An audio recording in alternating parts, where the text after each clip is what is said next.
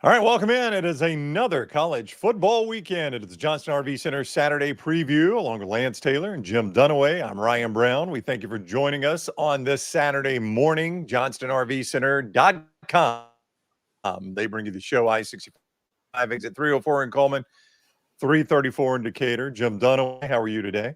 Doing great this morning, man. I hope you're doing well. I see you've got Stanford gear on. LT's got SC gear on. Should I go downstairs and put some of my Cal Berkeley gear on so we just have the vibe of the old Pac-12 morning today? Lance, Cal Berkeley gear, and Dunaway smokes a little weed on the show. Is that what we ought to do? Oh, yeah, you could do that. You wonder right now watching this set in the backdrop in Berkeley. Pretty good turnout, too. It looks like all students, obviously. But I wonder how many of those guys are stoned at 7 in the morning. Boy, that's early. Well, McAfee said on the show they got there at midnight. And one of the best lines from the morning from Saban, Stanford Steve, who obviously went to Stanford, rival of Cal, made a joke about how if you couldn't get into Stanford, you went to Cal. And Saban said, if it was so great at Stanford, how come you dated a Cal girl? And, it was a great reaction on the set. I mean, such a good line by Saban. He has loosened up so much. Obviously, that was set up and planned from dinner last night or whatever. I don't know if it was Saban filed it away. The reaction was like it was pretty genuine. That was a genuine reaction. Yeah, because Thamel was the next hit after that, and Thamel gave the old, I did not have anywhere in my card this morning any insider information on Saban jumping on Stanford Steve's private life. But Saban's been a success on this show, and the ratings have been good. So it's been impressive to watch him loosen up. Yeah, Rod with the line voice for Lance crowd so good because protest. Pretty good. There you go. Just thought the protest. Is that me, Dunaway? I've already worn. AT&T not made it in my house. I don't know if it's on me or LT. Can you hear Brownie, or is he digitizing for you too? Yeah, digitizing. Yeah, I couldn't understand you, Brownie. That's why I did not laugh at the joke. It wasn't my moderate voting record. It was. I heard something about protests, so I was like, I'm not going to laugh. I don't know what we're laughing about, but it makes sense. Yeah, I mean, if the Cal Berkeley people think that they're protesting over something the right's doing, everybody's going to show up. It has nothing to do with game day. Hey, Dunaway, I need you to take something back. You said I was on a heater yesterday, and you cast a spell on me, and I went 0-3 last night. So tell me how bad I suck. You had told me in the commercial break, so you always tell me I only bring it up when it's bad. So I was bringing it up when it was good, so it wasn't intentional or anything. But if you're 0-3 last night, there's no way you bounce back for a winning day today. Yeah, I wouldn't think so. You can't go 0-3 last night and bounce back for a winning day today. So I will tell you I'm fading you all day. One of my least favorite coaches is Dan Lanning. How they continue to dominate and not cover. Yeah. Like one reason LT is the turnovers in the red zone. Dylan Gabriel's making some serious mistakes in the red zone. I mean, they are giving points away. Last night, twice in the red zone with turnovers, and that just gives points away. Yeah, no, you're right. I mean, those two red zone turnovers were the difference. But Michigan State doesn't score all night, and they score 10 points in the final 4 minutes in their final possessions, and they kick a meaningless field goal just to cover at the end. So ridiculous. Oregon shouldn't have been in the situation. We had UNLV minus the 6. We're up 7 with under a minute to go. You talked about the roughing the passer. Yeah, everyone's saying that was a good call. I did not think it was a good call. I just can't stand those kind of bailout calls at 3rd and 20. But I've heard, saw on social media last night, football people. I think Saban even said today that they called that call 9 out of 9 times. And I mean, that was bang, bang, man. How are you supposed to stop from hitting the quarterback when he lets the ball go that quickly? Didn't hit him with the head or anything like that. That was such a bailout call. Not that they were for anybody on either side there, but obviously I was rooting for UNLV in that situation. And who were they? Was it ACC officials? I never had sound up on that game. It was 100% ACC officials. Yeah. Okay. I was going to say, ACC officials obviously would take care of their own, but on the other side, the Mountain West wanted to protect UNLV. I mean, that was I don't know how many $1 million loss possibly for the Mountain West. Seriously, that's a bad loss.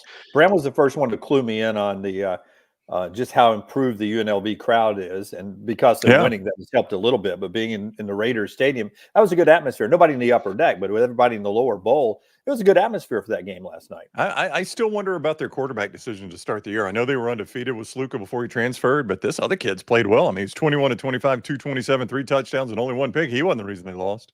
Yeah, that's what I told you when the Sluka thing was going on. I was just going by what the receivers were saying. The receivers are like, thank God this guy's leaving because this guy's the best quarterback in practice. So it was one of those that addition by subtraction. It was just such a weird game, man. Like, we watch a basketball game and you're used to people going on, 14-2 runs and then a 16-4 run and back and forth. But I mean, that's basically what you got last night because UNLV gets down 14. They come back, score 21 straight. Then they get down 7 again. Then they go up 7, and then ultimately it goes to overtime. It was a great game. I mean, these Friday night games outside of, Oregon, and I had TCU last night too. Boy, this Sonny Dykes thing, how in the hell did he play for a national championship? That's still going to go down as one of the biggest flukes of all time because, he didn't have that generational player. For Gene Chizik, for Larry Coker, it was already baked. Butch Davis gave Larry Coker that on a platter, and he took it and ran with it for a couple of years, but he had the most talented roster in all of college football. And then you look at Cam Newton. I mean, along with Joe Burrow, and you could, throw some Vince Young guys in there, just a generational player that was so good he could win you games basically by himself.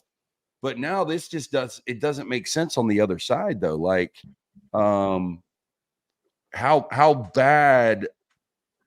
I mean, I just don't know how TCU played for a national championship. I just don't. It's one of the biggest flukes ever. Well, to me, it was Duggan at quarterback. He was good enough to get him out of the Big 12, and he was a one-man show. He was that good. And then when they played Michigan, they'd gotten a heads up about the sign stealing, and so they used it against them. They would do signs that said one thing, and they would do the opposite. And then when they didn't have an advantage on knowing that the other team was stealing signs, and they were outclassed, they got beat 66-3. So I think it was just a lot of things coming into place. Yeah, I thought Duggan was good, but still, you go back and watch. I mean, he was just a gritty player. But some of the way they won games that year, I don't know. That's what I'm saying, LT. He just won games, with the fire alert field goal. Duggan would make a play on a broken play to score a game-winning touchdown. They just lived on the edge all year long. No way they were one of the 4 best teams in college football. So I agree with you. There's no way that team should have been in the national championship game. Well, the score showed it. Never have to worry about it again with Sonny Dykes, ever. I would bet on that. Yes. Yep. All right, it is the Johnston RV Center Saturday preview. I-65 exit 304 in Coleman, 334 in Decatur. Travel trailers low as $149 a month. 45,000 or more savings on fifth wheels. JohnstonRVCenter.com, JohnstonRVCenter.com, and Champy's world famous fried chicken. Dunaway. Yeah, that's right. Champy's Chicken's on Highway 119 in Alabaster, Alabama. Proud for over a decade in that one same location there. You can go by and see Sterling and the crew and enjoy the tremendous Southern fried chicken, brined overnight and cooked to order. Also, the Mississippi Delta recipe tamales, all the great sides. It's a great meal to bring it home or take it to the stadium each Saturday. It's our friends at Champy's Chicken. Go by and tell Sterling we all said hello, and he'll say hello back to you. Nice guy, that Sterling. All right, let's start with the ABC 11 o'clock game. Missouri is at Texas A&M. The Aggies, a 2.5 point home favorite right now at MyBookie.ag. Total of 47.5. Connor Wegman, Lance is back healthy. Was likely to dress, according to reports. Could play today. I don't know what you do. I think you go with Marcel Reed. Yeah, I agree. And the running game with Moss and Reed, they've really found a groove, and 4 consecutive wins after that loss to open the season against Notre Dame. I think this is going to be interesting because if A&M wins this game, you start to look at the schedule and how it plays out. They go to Mississippi State. That should be a win. They host LSU. I mean, they're going to be favored. If they win this game today, they're going to be favored in every game moving forward outside of the Texas game to end the season. So, you look at this, I think A&M, if they win today, they've got an outstanding shot of backdooring their way into a college football playoff, which is crazy. They're going against a Missouri team that's got the nation's longest win streak right now, currently at 8 consecutive games, going back to last year, along with Army. I don't know. I don't know how good Missouri is. I really don't know how good A&M is. I do trust Mike Elko.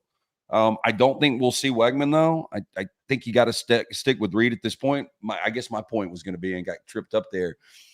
If we do see Wegman starting again without an injury to Reed, I don't think it's good for A&M. I think something has gone south. You've lost a game or two. Yeah, Marcel Reed starts today, according to all reports.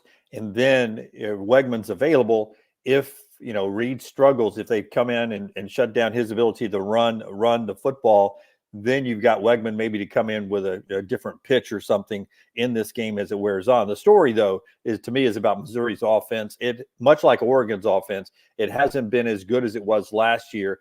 The difference is Oregon's got a new quarterback. Dylan Gabriel's still trying to learn the nuances of how to play in a different system with different players and everything. You've got Brady Cook back. You've got Luther Burden, the third back, and he is such an all-world wide receiver. And they just have been limited on explosive plays down the field. Can they do it on the road at Texas A&M? And LT, you call. I mean, the Aggies shouldn't have lost the Notre Dame game. You go back and watch that game. The Aggies, I thought, were the better football team. They'll kick themselves on that one. And you called it back at the beginning of in the summer that there was a chance that Texas A&M Texas game in College Station with Texas A&M hosting the game was an opportunity there for maybe the Aggies to be in the playoffs, and that really could happen with a win today. So good call by you. Well, we'll see what happens there. I wanted to play this game so bad, but I can't get out of my own way on 11 o'clock, so I stayed away from it. I really wanted to play A&M. I wanted to play Penn State and lay the big number against UCLA just because I've basically been fading UCLA and James Franklin in these situations, like the opposite of what Dan Lanning. James Franklin makes sure against an inferior opponent, red zone, they're going to take advantage. They're going to run it up on a team. I think they do that today. But back to A&M. I think A&M could, we kind of talked about it in the offseason. There was going to be maybe a surprise team if the SEC got 4 or 5 in. A&M, if they win this game. But on the other side, Missouri wins this game. You look at that schedule. They probably have one more game that they definitely would lose, and that would be in Tuscaloosa. But if you get a Missouri team that's 11-1, they're in. I mean, yeah, they're going to be favored in every game moving forward as well. So This is, I guess we're not really talking about the magnitude of this game. I know it's the only ranked on this slate today, but fellas, I really believe the winner of this game is going to get in the college football playoff. I will tell you guys that I've got I've kicked back money into my MyBookie account, MyBookie.ag, promo code next round. I played on the initial deposit all the way up until last week, and now I'm down to 12 cents. So what have I done? I've reloaded it back up, MyBookie.ag, and I've got 8 plays right here. I whittled them down to 8 plays, and I'm on Texas A&M giving the points today. So if y'all want to go on Jimmy Fade Day today. Jimmy Fade Day, go ahead. You can take Missouri in the points if you want. I am on Texas A&M today. Yeah, all right. There you go. Those sides. Easy, you mentioned that easy to reload, Brown. It's that easy to reload it. MyBookie.ag. It is. MyBookie.ag code next round. Yep. Promo code next round. It is very easy to reload. Promo code next round right now at MyBookie.ag, where all these lines will come from. That we gives you initial deposit bonus of double. They double your initial deposit, free money to play with. Lance, you mentioned Penn State, UCLA. I wrote it down to talk about. I don't know why. Penn State's ranked. That's why they're a top 10 team. Fox Big Noon Kick, 11 o'clock, 28.5 point favorite, total of 46.5. It's a yucky game. Klatt and Gus have had a lucky game this year. Unfortunately for them, this one would be another one. Yeah, and you look at Penn State, obviously, they seem like a team that can be a college football playoff team this year, but UCLA, they haven't scored more than 17 points this season. That's tough to do in college football. And, Deshaun Foster was given not a great situation, and they're just a bad team. So I think they're going to get beat up a lot. You look at this Penn State team. Boy, I wish Penn State and Oregon played. I think that would be a nice shakeout game. I would actually favor Penn State right now. I don't know how you guys feel about that. Because you're down on Oregon because their offense isn't kicking up a lot of points. They're scoring points. They're moving. But they're leaving too many points out. They're just not covering. Yeah. Well, but still, they just don't have that killer instinct right now. Even Boise State should have beaten them in Eugene. There has been something off with this team. Tulane at UAB. That is a noon. Wait a minute. One more 11 o'clock game on ESPN. SMU is at Louisville. Louisville is 7-point favorite. Dunaway. The Ponies 55.5-point total in this one, 11 o'clock ESPN. Big ACC game if Louisville wants to stay in this race. Yeah, they feel like they've gotten a little bit better since that scare at Nevada and their missteps early on in the season. Maybe it was just the Florida State game that made them look good. Louisville didn't play too bad in their loss. I love the offense on both sides of this. Which defense do you believe in? Part of me says I believe in Louisville. As I look at my sheet here, I am not playing that game, so I'll stick with that. My gut feeling says Louisville wins this one at home today. But if I could draw the pony, I think I was going to put that as my upset alert back on Tuesday, but I couldn't draw the pony, so I took it off my board. Yeah. Well, who's quietly having a good year for Louisville's Ja'Cory Brooks. Louisville's got 2 running backs that they can throw at you, the combination of the Browns. Louisville hung around with Notre Dame, and this is another one of those really big games because I think SMU has settled in. After that loss earlier this year, and I think they found the right quarterback in Jennings, and I feel like Louisville wins this game just because it's at home, but I think this could be a heck of a game. They do get Lacey back, Louisville does, so that's an important note for the Cardinals today. Yeah. First SMU road game since week 0 when they were out at Nevada. Tulane and UAB also in the early window. The numbers just continue to climb. It's up to Tulane minus. Brown throws there. MyBookie.ag, 54.5. Yeah, look, we had John Summerall, the Green Wave head coach, on, and we talked about the Kansas State and the Oklahoma losses. He said, we had ball in hand. We were up on Kansas State. Oklahoma just kind of got away from it in the second half. But, boy, they have bounced back. Really difficult game in Lafayette. They win that game, and then they just absolutely crush South Florida. I don't see a path to victory for UAB. I don't know how you guys feel about that. I think this Tulane team is really good. They've got some potential landmines coming up on the road when they go to Denton to take on North Texas, and then they've got to play in Annapolis and take on Navy. But I think this is a really, really good Tulane team that's playing with a lot of confidence. And this number is an embarrassing number. This is the number you would have seen back in the Neil Callaway days. Yeah, I don't think this Tulane team is as good as recent year Willie Fritz teams, but it is a good team. It's better than UAB. I'm just interested to see how UAB reacts to all the noise off the field this week. And I don't know how much of that leaks into the locker room. The post-game comments, how it's being played in the media about we're not Alabama or whatever Trent Dilfer said there, and then anything else that's happened, off the field. We discuss all the time coaches losing locker rooms, and you just wonder at some point, has Trent Dilfer lost his locker room? I don't know if that's the case or not. Today would be a good sign to see how much fight's in the green and gold in this game against Tulane. But I'm with you. I think Tulane's the better team. All right, JohnstonRVCenter.com. They bring you the show. I-65 exit 304 in Coleman, 334 in Decatur. Go see an RV from go see American an RV from Johnston RV Center. More from RV warranty forever. Anything new, qualifying you. My friends I look a lot of comments. 18 gas outage.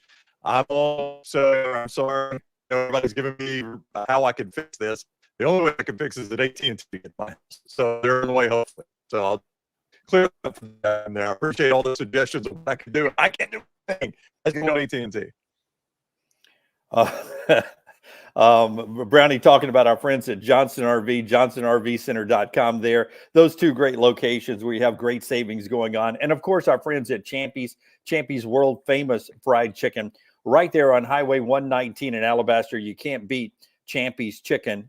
With Sterling and the crew, stop by and see them. They've been there for over a decade. Brownie, let's move to Iowa, Ohio State, 2:30 CBS. I don't think there's a danger of Ohio State losing this game, Brown. Tell me, do you think Iowa can do what it usually does and play a little ugly and keep this game close? Well, Ohio State's an 18-point favorite at MyBookie.ag, but Lance, the total is very low at 45.5, which tells you they're expecting a rather low-scoring game. I just don't see how Iowa, so one-dimensional, can move it on Ohio State. They play better at quarterback, but Cade McNamara is still like 12th in the conference in passing. Boy, this is, if you really take a look at this game, if the head coaches wanted to play this under, and I'm sure Iowa would like this game to play under, but you've got really good, from Quinshon Judkins to Travion Henderson. Caleb Johnston is on at least 119 rushing and 2 touchdowns in every game for the Hawkeyes. Very physical running back. And Iowa does what they do best, man. They run the football and they stop the run. They have yet to allow 90 yards on the ground yet. But this rivalry hasn't been good. I don't know how it's been good to anybody outside of maybe Michigan in the Big Ten, but they haven't won in the shoe since 1991. They have lost 7 straight to ranked teams, but Ohio State, they haven't been challenged. They've played the 131st easiest schedule, or however that flips around. I tried to word it the other day. Anyway, they hadn't played anybody. So I think it is interesting. They've won 14 of the last 16 against Iowa. I think Ohio State wins. I almost played Ohio State and laid the points, but I ended up staying away from it. Yeah, I do think that Will Howard, the more I can see him stress, the more faith I'm going to have in him, LT. And we'll see if Iowa can make him go deeper into his mind on being a better big game quarterback. We'll see what they do there. It is supposed to be a crazy weather day in the middle of America for some of the teams today. I don't think that will get into Columbus, Ohio when it comes to the wind or anything, but something to keep an eye on if you've got money on Army and Tulsa in mid-America there today. I'm trying to look to see if there's any other games in the 2 windows we're talking about. Maybe at Northwestern, a windy day. Indiana's unbeaten in Northwestern. Wind is supposed to be a big storyline in the Midlands today, Midwestern part of the country. So keep an eye on that one, including Rutgers in Nebraska, where they were saying earlier on game day that the wind gusts were supposed to be over 45 miles per hour in Lincoln today for Rutgers and Nebraska, 3 o'clock on FS1. This is a big statement game for Rutgers and Greg Schiano. We talked about it this week, Brownie. They don't play any of the big boys, any of them, or Indiana in the Big Ten. A win today, and there's a path for Rutgers to be in the Big Ten championship game. The Brown is frozen. Go ahead, Lance. No, I was just going to say, Rutgers has that beneficial schedule coming up. Nebraska really doesn't. You look at Nebraska's October opponents, you've got undefeated Rutgers today, you've got undefeated Indiana, and you've got undefeated Ohio State. So it's about to get real for Matt Rule. And this is one of those games when you have Ohio State coming up. If you want any semblance of a special season, you've got to get this game at home today. Yeah, I do expect it to be an interesting contest. We'll come back to Auburn and Georgia when EG joins us here in just a second. Before she jumps on with us, Ole Miss and South Carolina, 2:30 on ESPN. And is this a danger game for the Rebels? Either one of you, whoever want to. I'll start with you, LT, and then Brown, see if you can jump in. Is this a danger game for Ole Miss coming off the loss, or did the loss help them get it right? Well, this is disturbing if it is a danger game, but I do think South Carolina is better than advertised. Sellers is going to be back at quarterback, so I think that is big. With all that said, man, Ole Miss got way too much talent. Hopefully for Ole Miss fans, that was just a wake-up call last weekend. But, yeah, I think Ole Miss bounces back probably in a big way here in Columbia. But, if South Carolina yucks it up a little bit, they could be in trouble. I don't see it, though. Yeah, I mean, Ole Miss, I know a 9.5-point favorite, and I know Lance play on this game at lanceslock.com. What worries me is South Carolina's got a decent defense, and you saw Ole Miss's offense against a good defense last week at home struggle to move the football consistently. And they don't get Kentucky off. So that's that game. Ole Miss and South Carolina there. For me, keep an eye on South Carolina's defense, what they can do to Ole Miss's offense. Last week, Kentucky made them yuck it up where they barely got 300 yards of offense. They were averaging 600 yards. South Carolina is a top 10 defense so far. So maybe the craziness in Columbia can make Lane Kiffin's team sweat it out again. Emily Grace. As soon as you say that, though, Dunaway, I wanted to ask you, when you look, I mean, LSU is obviously a pretty good offense, but outside of that, what have you seen with South Carolina? Are those numbers maybe a little magnified just for the simple fact that they've played Old Dominion, Akron, and Kentucky? That's right. Oh, yeah, absolutely. That's why stats are for losers, and you don't do that. It was a bullet point that they write down for Corso on game day. It says, read this fact, old man, before you go to Emily Grace. So I was just reading the fact that they were a top 10 defense. Emily Grace McWhorter, we'll get to her here as she is on her way to Athens, Georgia. And I think she's giving me the 1 second finger there again.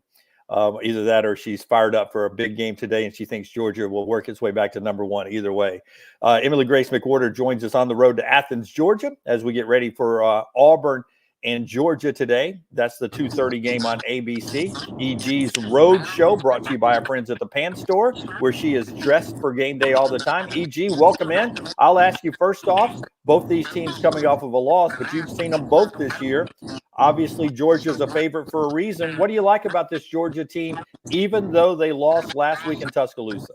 Yeah, I think that Georgia's performance last week was evidence that they know how to win games. Now, this is the thing. Alabama answered 18 seconds later, but 28-0, they were down. They come back. They're a gritty team. It's a Kirby Smart coach team. It's very obvious. Now, I think the edge that they have is, one, they're in Athens. That's huge. They are dealing with some injuries, Tate Ratledge specifically still. But with that being said, they're going to be playing a game where they need a rebound, right? They're not desperate by any means, but they, I would imagine, want to make an example out of Auburn, come out. I believe it'll be high scoring on their end. I don't have an exact prediction, but I think that this Georgia team, it's very well coached. We saw that last week. And I think that this is going to be a game that we may not see the standard slow start from them like we've seen pretty much all season. I think that they're going to get things started early, and it's going to be a bloodbath in Athens, in my opinion. Lance, you got something for EG here? Yeah, I mean, I don't disagree. I don't know how much we learn if Georgia wins this game after struggling against Kentucky and then obviously being down 30-7 at Tuscaloosa. But Georgia has won 7 straight against Auburn. We talk about Kirby Smart and the Alabama problem he has. He does not have a Auburn problem. Auburn has not defeated the top 5 on the road since 2007. I don't think there's any chance that Georgia's in jeopardy of a loss here. But I do want to see them bounce back, EG, and really put the pedal down. And if this Georgia team is elite, they need to start flexing and playing like it, because this is one of their easier games they've got coming up. When you look at this Georgia schedule, this Georgia schedule, again, is brutal. Nobody wanted to talk about it because it was Georgia. If this would have been anybody else, people would have really, really talked about this how difficult this schedule was in the offseason. Yeah, that's a great point. They travel to Austin here, in 2 weeks? That's also the same weekend as Tennessee, Alabama. So great weekend of football there. But I think you said it best, Lance. This team has to start playing like they're an elite football team that they have been touted for the last 3 years. It's all been Georgia. So this is a great team. They have great talent.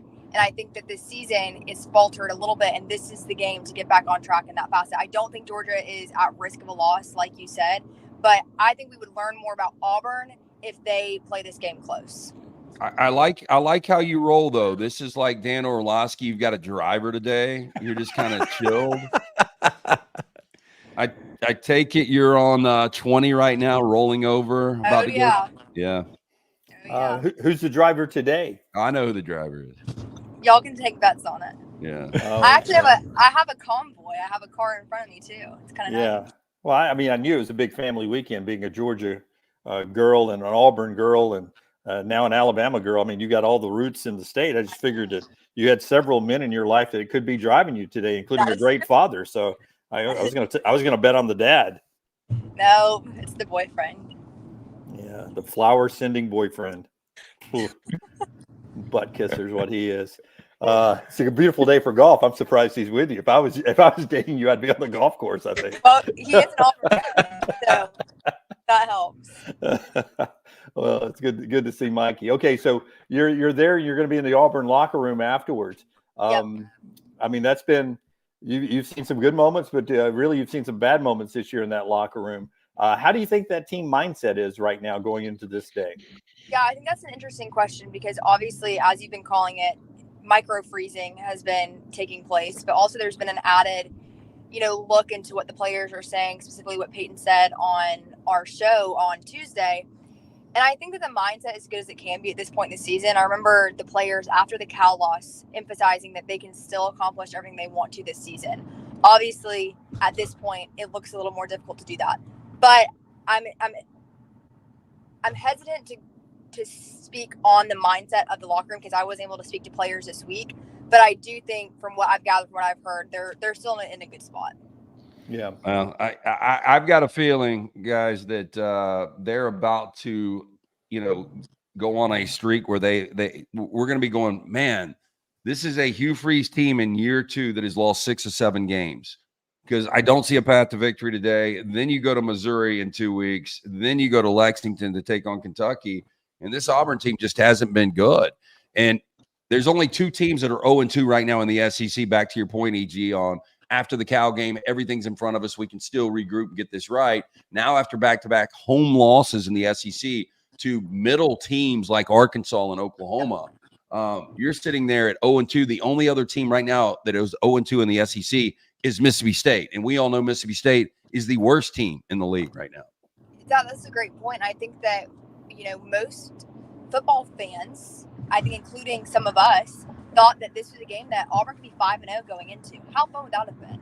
Heading into the Deep South's oldest rivalry in Athens with a 5-0 Auburn team. And let's be honest, the SEC is better when Auburn is good. It makes it way more entertaining. It's way more interesting. And historically, Auburn has been able to have those games, have those seasons where they win when they shouldn't. And they mess up someone else's season. They shake things up. But we mentioned this stat on the show. If this is the 4th consecutive losing season, that'll be the first time it's been like that since the 1940s. That's insane. Remind me to give you my broadcasting feeling on Monday about the phrase "college football is better when blank is good." All right, I've got a whole thesis on that. I'm assuming it's not you're not in support of it, are you? I'm not, because I'll give you the nutshell here. They used to say that when Alabama was bad, and Auburn fans would remind me, well, us Auburn fans don't mind it. Us Tennessee fans don't mind it. If you're a USC fan and you're like, college football is better when Notre Dame is good. If you're USC, you really don't think so. College football is great when Notre Dame's bad. We'll say this. If you're a fan of college football in general, not an Alabama fan, not a Georgia fan, you have to admit that the SEC is more entertaining when Auburn is. Well, I think I don't necessarily disagree. I think what would be fun is if Auburn was 5-0 and you had a number next to them, and who knows, maybe college game days in Athens today. Because, when we looked at this schedule with 5 consecutive home games, very weird schedule to open for Auburn, most people said worst case is 4-1. Most people believe they would be 5-0. If they were 5-0, it would be counterfeit money, though. This would be one of those things where literally you've got Auburn, a fraud, at 5-0 rolling into Athens. Now we kind of know what Auburn is. I think Auburn fans probably would have been misled. Instead of being a 22.5-point underdog, they probably would be like a 13-point underdog. And but it would have a different feel. There's no doubt. Yeah, for sure. Yeah. All right, man. Thank you, EG. We appreciate you on the road. Before you leave, I don't have my glasses on. Does Brown have like do you have an anaconda around your neck, Brownie? Do you have something around your neck? An anaconda? Oh, it's just the way the mirror. It was the mirror around your neck. It just was a weird look on my put screen them here. Specs on. Anaconda. I know. I mean, you were gone for a bit. I thought you were for a second. I thought you were coming back with a snake around your neck. No, EG, drive safely. All right, bye guys. Get some boiled peanuts. Yeah. I've changed location. Yeah, that would have been quite the bit, Brown, if you would have shown up with a snake on your neck. Oh, it would have been fantastic. It was the shadowing there. I can see the shadowing now that we're in the 3 box. Brownie, now with the better hookup, you want to take this the rest of the way? We'll see. Let's give it a try. You just tell me when it craps out, and we'll apply it. We'll go to. If I touch the hat like this, that means you've frozen, or I can't hear you again. I'll be looking. We'll go to the night slate. Johnston RV Center brings you the show. I-65 exit 304 in Coleman, 334 in Decatur. JohnstonRVCenter.com is the website for that. Travel trailers as low as $145 a month. Big savings also on fifth wheels, $45,000 and more. RV warranty forever. Make sure you got that lifetime warranty on everything that they buy. You buy there that is new or qualifying previously owned. You can get all of that at Johnston RV Center, I-65 exit 304 in Coleman, 334 in Decatur. And Champy's world famous fried chicken, Jimmy D. That's right. Champy's Chicken at Highway 119 in Alabaster. Sterling, the crew. The hand-cut chicken fingers, they're great for the kids, but everybody loves them. The brined overnight cooked to order fried chicken, the great size. Made desserts on property there. The Mississippi Delta recipe tamales, just a great lunch or dinner, great tailgate food. And don't forget, just it's not underrated. It's just not used enough. The bar scene there at happy hour every day, fantastic at Champy's Chicken, Highway 119 in Alabaster. I do want to point out Stacy in the chat room with a great question. do we pay EG mileage for this trip to the road game if she's technically not driving? No, I think EG was getting a night at home back there in Atlanta. Yeah, I think that's what EG was doing. I think we give the mileage check to Mikey at this point. That's right. Don't you? I mean, I think it goes to Mikey. Well, I'll need Mikey's last name to cut that check. Clemson is at Florida State. Clemson favored by 16, 46.5 is the total, 6 o'clock ESPN. Dunaway, I'll start with you. Florida State, I mean, they're not a contender of any sort, but Clemson, if they're going to trip up somewhere, is it at Florida State? I mean, would Tallahassee be a place they could trip up? Well, I mean, you've got a roster that has some players that are on Clemson's level for Florida State. I am nervous about this for Clemson because there is something about this Florida State team that makes me think on a given Saturday they could wake up and beat you. They are, Cal, who plays tonight against Miami, is the team that is the only team this year to lose to Florida State, and Cal's not a horrible team. But the bottom line in this one is DJ Uiagalelei is not playing. Now, if you watched him throw 3 interceptions last week and you've seen him play, that may be a positive. That's right. Poor Brock Glenn. All Brock Glenn does is start games against ranked teams. He started the end of the year game last year, the ACC championship game, and then he started the Orange Bowl. So his 4th start today. So he's played Florida in a rivalry game. He's played in the ACC championship game to get them, they thought, into the playoffs.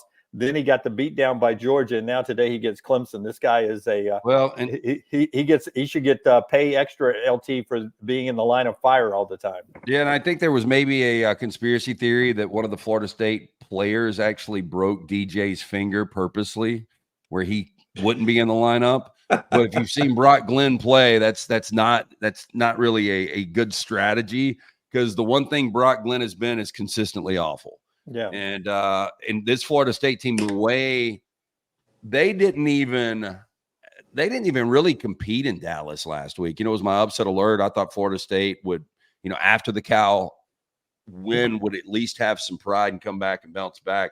I just don't see a path to victory. You look at Clemson after getting dominated week 1 to Georgia. They've outscored their last 3 opponents 165-69. And they have dominated in the first half. So they've gotten out to massive leads. They haven't had to look back. And I didn't play this game, but I kind of expect the same. I think Clemson probably walks them off. Lance did play every single game we'll talk about from here on out. So if you want to jump on lanceslight.com, Lance, you got a busy night slate. We've got 5 more games we're going to talk about here, and you got to play on all of them. Yeah, we got 15 plays up. Which is kind of crazy, but there were 6 plays I pulled off, so we would have had 21, which we've never had that many. I think the most we've ever had in a given Saturday is 17. It's a big board though, but we do have 15 plays up. Some we like better than others, and we stayed away from the 11 o'clock game. So you're right; it really is jammed up from 2:30 on. All right, well, let's start then with this one in Seattle. Washington, a 1.5-point home favorite over Michigan. Total of 41. It's the 6:30 NBC game. So Vegas expects a low-scoring game and a tight game. Yeah, Michigan traveling to the Mountain Standard Time or Pacific Standard Time for just 3rd time in the last 20 years. They're 0-2 straight up, 0-2 against the number in both of those games. First road game, true road game for the Michigan Wolverines since November 18th of last year in Columbus. They have won 12 consecutive road games, but on the other side, Washington's won 17 consecutive at home. Washington basically doubled up Rutgers last Friday night. Rutgers, an undefeated, better than advertised team out of the Big Ten. I think Washington's getting better. Like, Will Rogers isn't going to wow you, but the Coleman kid can run the football. And Michigan is so one-dimensional right now, 116th nationally in total offense. I give them credit. They found ways to win against Minnesota and against USC. But I think going West Coast a little difficult. I gave this game out kind of on our pick 3 anyway yesterday. I like Washington minus the points here. And their losses, remind me, is Penn State and Washington State. That's their only 2 losses for the Huskies, right? So I believe that's correct. And they haven't played Penn State, have they? No. Rutgers. Excuse me. It was Rutgers. Rutgers. They lost at Rutgers on a Friday night, and they lost in Seattle to Washington State in a game they horribly mismanaged at the end. I mean, they should have beaten Washington State, Lance. Yeah. So 2 pretty good football teams at their 2 losses, and they had so many yards last week, but couldn't get. They only scored 18 points. They had like over 500 yards of offense. I think that clicks for them today, and they get into the end zone against a much better defense. At some point, Michigan will get used to playing with this quarterback. I don't know if it's today on the road trip out to Washington, but if I look at my sheet today, yeah, give me Michigan. I'll take Michigan. Okay. All that said, give me Michigan. Yeah, the only thing I cannot believe Michigan's in a situation where they don't have a quarterback that can throw a football. And that's hard to believe.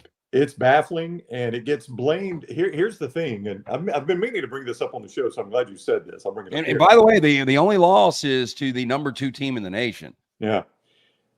It gets blamed on Jim Harbaugh, the fact that he was constantly shopping for an NFL job, Lance, so he quit recruiting quarterbacks. But I'll point out that your offensive coordinator took that job over. What was he doing? You're telling me your offensive coordinator wasn't out recruiting quarterbacks? Yeah, that's not an excuse. You know, Davis Warren, we talked about the incredible story that is. You knew he wasn't a good quarterback. You knew Alex Orji. Obviously, you think about the advantages, and not that they needed it last year, but J.J. McCarthy, when Orji came in on some of those packages, if he would have thrown the football, defenses would have been completely baffled. But that's how bad he was last year. They didn't even let him attempt to pass. Yeah. All right. Tennessee is at Arkansas. Dunaway. Another game Lance has a play on.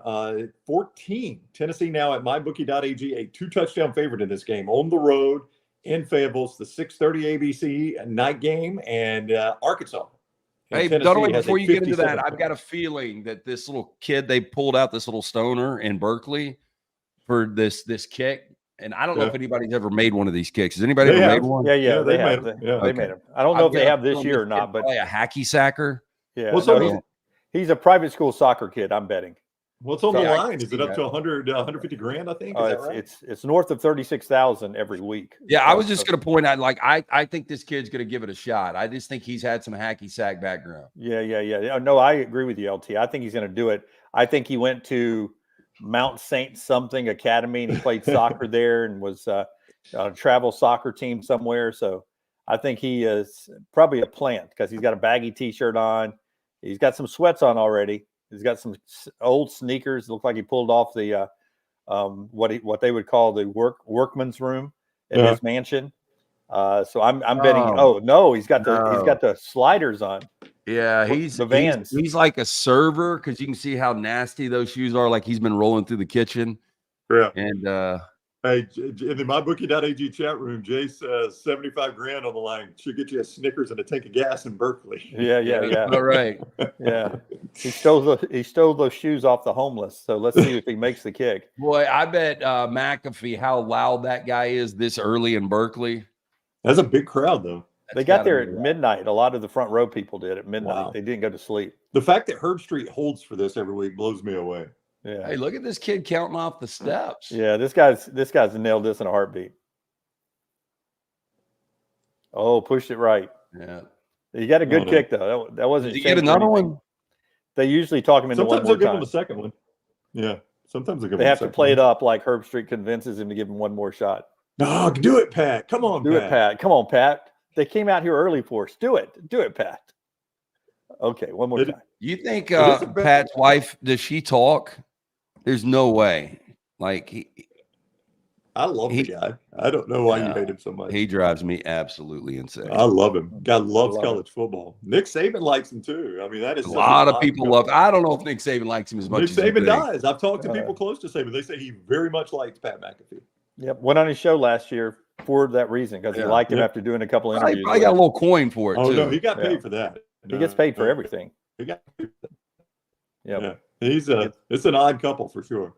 Yeah, we'll talk Alabama-Vandy at the end of the show coming up. No, he's about to. Pat McAfee was in studio with us last year, right? Yeah, he was. I do remember. No, you loved that show, didn't you? Oh, that's right. I really did. I just can't believe you don't think I did. I mean, it's the miscommunication sometimes between you and me. I loved that show the whole time. Did I shy away, move over a little bit because you were loud? He nailed that one. Boom. It is so good. Yeah, it was just loud. So I slid the chair away from you a little bit through that show, but didn't mean I didn't like the show. I loved the show. Oh, yeah, that was Brown. How much did Dunaway like last year's Halloween show? You can go to your buddy Brown who agrees with you on everything, but yes, I liked the show last year. Yeah, I mean Brown will give you a yes no matter what. Higher taxes, absolutely. LT, I'm for it. All of a sudden this turned into a roast on me. I did. We skipped down. I forget you don't have a skipped, TV, Brown. Down the middle, he split the second one. Yeah, it's AT&T on their way, guys. They're going to be here before noon. We did skip Alabama-Vandy. I'll come back to that. That's on me. It was in my changeover there when we swapped. Hey, does he have to use it for school, or can he just go out and blow it on strippers cash. and coke? I don't know, but he upped it, Brownie, to $100,000. He upped it from 75 to 100. Yeah, there you go. Yeah. $100,000. Yeah. All right, so for those Berkeley girls. Tennessee's at Arkansas. Tennessee's a 2-touchdown favorite in this one, total of 57, 6:30 ABC, Dunaway. Tennessee, I mean, everybody they play shows later on maybe they weren't a great team. Everybody good they play. Like NC State has not been good at all. Oklahoma has looked very, very pedestrian. That is not Tennessee's fault. I'm not blaming them. But I think, Dunaway, we just keep waiting to see Tennessee get a test from a team that we think is good. I don't know that that's this. Well, I'll ask LT this. Is there a chance Arkansas in Fayetteville is the toughest game they played so far? I think it is. Even more than Oklahoma last week? Yeah, just because I think there's a semblance of offense. With Oklahoma, you went through the quarterback change in game from Jackson Arnold to Michael Hawkins. I do think Fayetteville, and that's one of those places. I've never been to Fayetteville. It's one of the 2 or 3 I haven't been to in the SEC. But that place can get loud. It's a night game, too. And I think with Tennessee coming in, leading the nation in scoring, biggest point differential right now in college football. The defense has only given up 2 touchdowns over the last 20 quarters, but they haven't played an offense. Chattanooga, NC State, Kent State, and Oklahoma, this will be by far the best offense they've seen. But the big question is, can Taylon Green not turn the football over? If he can play clean football, I think we could have a hell of a game tonight in Fayetteville. Yeah, I'm hoping for an exciting game. But what's amazing to me is that Tennessee, with their great football history, and we know this because we saw them lose to Alabama for so many years, they haven't played in an SEC championship game since 2007. And I don't know if that means anything anymore for Tennessee to win that championship again in the SEC. But for a period of time, them and Florida, one of them were in Atlanta all the time. And that's become Georgia for the most part all the time over there now, back when we were in divisions. They're in the top 5. They're 4-0. Everything's good on Rocky Top. If this was late in the season, it feels like a perfect time for an upset. I think it's still early enough that Tennessee wins. I just wonder how close the game is. You might gather from Lance's attire, he's a Southern Cal fan. They are on the road at Minnesota tonight on the Big Ten Network, 6:30. Lance, USC is an 8.5-point favorite in a tricky spot here, total of 48, playing in Minneapolis. Yeah, since 2021, outside of the Pacific time zone, they are 2-7 against the number. So they haven't played well in these spots. Minnesota's not a good team. I do think Darius Taylor can have success on the ground against USC. This could be one of those dangerous games. I don't know how good USC is. I think the defense has improved. I don't know how improved after watching them the last couple of games. Miller Moss is good, but he's not even close to Caleb Williams, obviously. So I think it's an interesting spot for USC. I'd give you an interesting spot for USC. You talk about Minnesota's quarterback play and just how bad it is. I'm a big Miller Moss guy. I think they found another receiver. All their receivers seem to be like, are they all 6'4", 6'5", 6'6"? They have the tallest receiving core in college football. It looks like they spit them out of the same mold. They're just a great receiving group. I like USC in this game, and I'm not trying to jinx them or anything. I like them easy because I don't think Minnesota can generate any offense. You sold me last week that their quarterback was worse than the Michigan quarterback. Yeah, but he came back and had a decent fourth quarter. Like he played probably his best game of the year. But yeah, Max Brosmer is not a good quarterback. Florida Dunaway, speaking of tricky spots, they are playing host to Gus Malzahn in Central Florida, coming off that disappointing loss to Colorado last week. The Knights, 1.5-point favorite at MyBookie.ag. Total is 62 in this one, so some points expected in this game.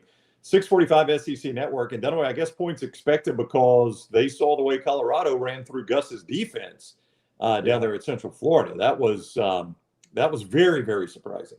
And the one thing I always do is I get Graham Mertz and Shedeur Sanders confused all the time. They're both absolutely a lot alike. Yeah, both very talented guys.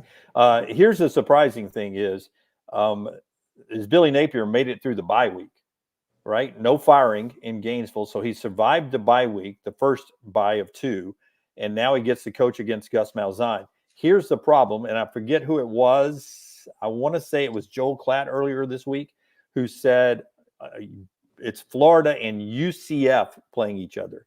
And Florida's, were they an underdog in this game? Is that what you told me, Brad? Yeah, Central Florida's 1.5 point favorite at MyBookie. They're an underdog to UCF in the swamp, and that says all you need to say about where the Florida program is right now. It was Doring. It was Doring. That's right. It was Doring. Worse than Clad. It was a Florida legend that said it, Chris Doring. So that would be the equivalent, right, LT, of UAB playing in Tuscaloosa or in Auburn, and UAB being the betting favorite with those coaches on the hot seat. Yeah, Central Florida's a better program than UAB. That would be the flaw. And I see what you're saying there, but the flaw is Central Florida. How about this? Now all of a sudden you're talking like you're Trent Dilfer. No, how about this? How about Memphis in Central Neyland? Florida's a better program. Memphis and Neyland taking on Tennessee. That's a better one. Yeah. With all that said, Billy Napier, we know he's dead man walking. He's got a career winning percentage at Florida of 44.8%, which this blows me away. That's the fourth worst in Florida history. You've got three guys that were worse than that. Wow. That is pretty bad. That's possible. But this is the worst winning percentage since 1949 with a guy named something Wolf. I can't even read my writing. Go Jimmy Wolf. Jimmy Wolf. Werewolf. Werewolf. Yeah, Florida used to be a bad program for some reason until Charlie Pell, right? Yeah. And in my lifetime, Florida was never good until Charlie Pell. Yeah, I think Dunaway, I may have the year wrong, but I think it was 1984 before they reached number one in the country or something like that. I mean, it was early 80s. They were on probation, right? Yeah. Galen Hall. Yeah. Because of Charlie Pell. Yeah. Because of Charlie Pell. That's where they were trying to get good. One more late game, and we'll circle back to Alabama-Vandy. Lance, you got to play on Cal, playing host to Miami. It's crept down just marginally. MyBookie.ag has Miami a 10-point favorite, total of 54 in this game. It's 9:30 ESPN. I will say this. That line opened around about 10. It's been 10.5, 10. It is pretty stable line right there on Miami. Yeah, I think there's a lot of professionals that like backing this Miami team. I mean, you look at Cam Ward, 5 straight games of 300-plus passing, 3 passing touchdowns. But much like we said, Tennessee's about to see the best offense they faced in Arkansas. Miami's about to see the best defense they faced in Cal. This Cal defense is legit. As a home dog since 2020, 6-2-1 against the number. The defense is only allowing 12.7 points per game. And a good way to keep Cam Ward off the field is a healthy Jay Knott. And he's healthy. That's what they said. Pete Thamel reported today, first time all year, he's got a 100% health rating, ready to play. And he even sang that silly song I played you before the game. Thamel did that in his toss back to Reese.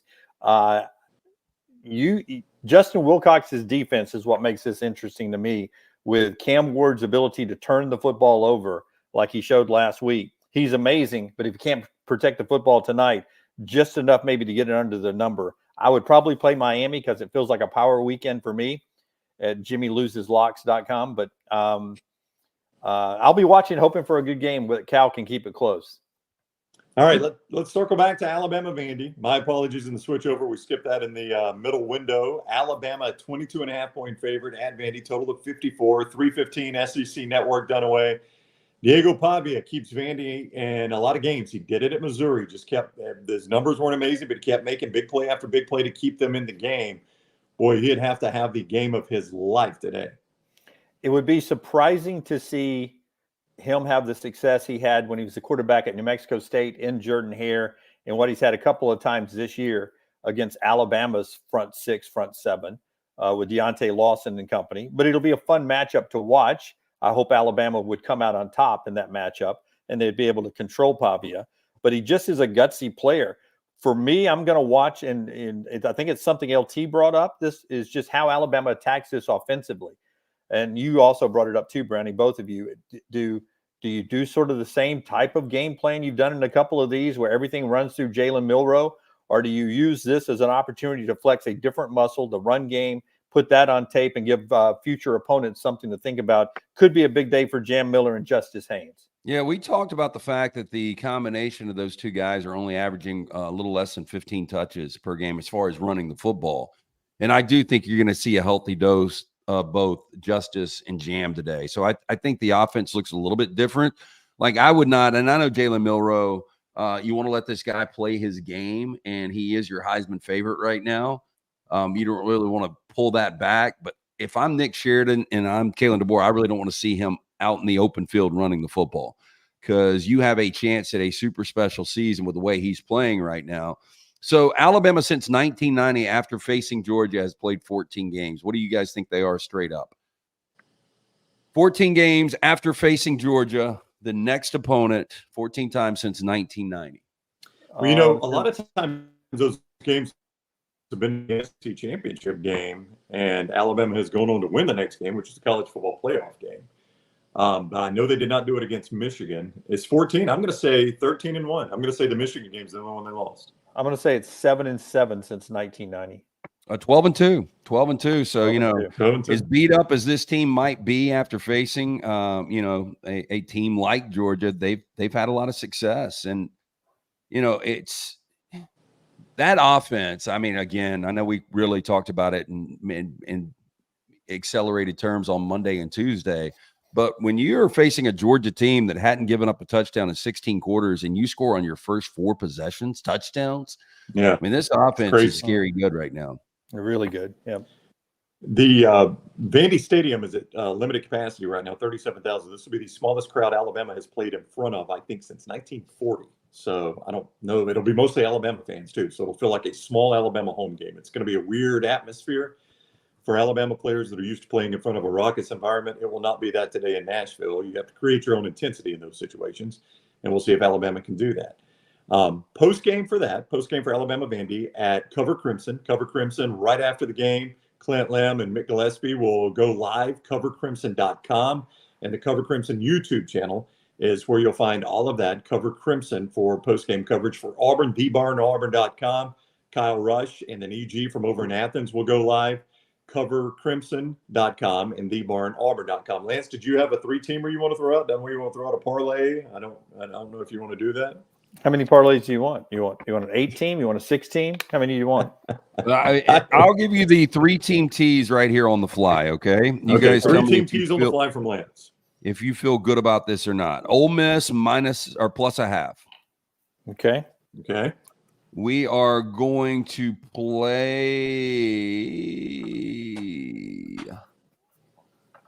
USC plus 1 and Miami minus a half. I mean, it feels good. To win a game. Yeah. I mean, you've got 3 top 11 teams just to win the game? Yeah. With basically no points involved. To win road games. That's all I need. Just to win the games. So simple. Yeah. So simple. My 16 parlay. Now let's go 8 teams. Virginia, Pitt, Texas A&M, Ole Miss, Georgia, Ohio State, Texas A&M, Michigan. Little 8-0 for you there. Bet the bank on it. Take the 100,000 you just won in the McAfee kick. Take away the 75% taxes in California. So take your $25,000 and put it all on that 18 parlay. Well, I am about to go live to talk about all these games. Lance's Lock.com. I still haven't figured out how to do comments, so it'll probably just be me babbling. That's okay. Rambling. Yeah. Win at Lance's Lock on YouTube. Do you have any technical advice how I can get the comments on? Are you using StreamYard? What are you using? Yeah. We're about to wrap up. I'll call you real quick after we're done here. Take my call. All right. Sorry for the technical difficulties. AT&T's on the way to try to fix my internet here or get it back up. So I apologize to Lance and Jim and all of you who are watching. We expect more than that. It was out of my hands. Enjoy the game. You have derailed my day. I know. I also we just had a power flash, so now I got like stuff booting back up in here. I don't know what the crap's going on. I hope I see you on Monday. Enjoy the games. Thank you to JohnstonRVCenter.com and Champy's World Famous Fried Chicken. We'll see you guys after the games and on Monday.